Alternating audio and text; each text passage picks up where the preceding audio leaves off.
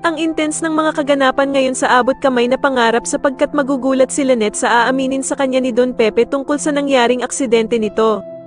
Dito nga ay magigising na si Don Pepe at saktong dadalaw nga si Lynette sa kanya kaya naman ay agad niyang sasabihin kay Lynette na si Zoe ang tumulak sa kanya sa bangin kaya siya na aksidente.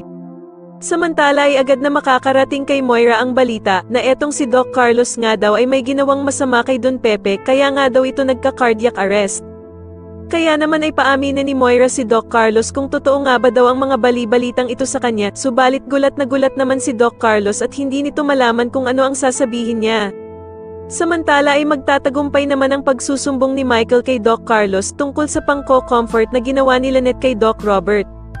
Kaya naman ay magagalit si Doc Carlos at agad nga nitong kakausapin si Lynette at sasabihin niya nga dito na hindi naman daw niya kailangan pumunta araw-araw sa prayer vigil dahil sa hindi naman daw siya nito kadugo. Dagdag pa nga ni Doc Carlos na mas maiintindihan pa nga daw niya kung si Annalyn ang palaging pupunta doon dahil sa kadugo naman daw niya si Don Pepe. Wala namang magagawa si Lynette kundi ang sumunod na lamang sa mga gusto ni Doc Carlos para hindi na lamang sila mag-away na dalawa. Sa kabilang banda naman ay tuluyan na ngang nagmatch ang mga fingerprints ni Zoe sa mga medical supplies na nakuha ng pulis sa hideout ni Balahaja. Subalit sa kasamaang palad nga ay agad na makakarating din ito sa bruhang si Moira, kaya naman ay gagawa na naman ito ng paraan para malusutan ang problema nilang ito.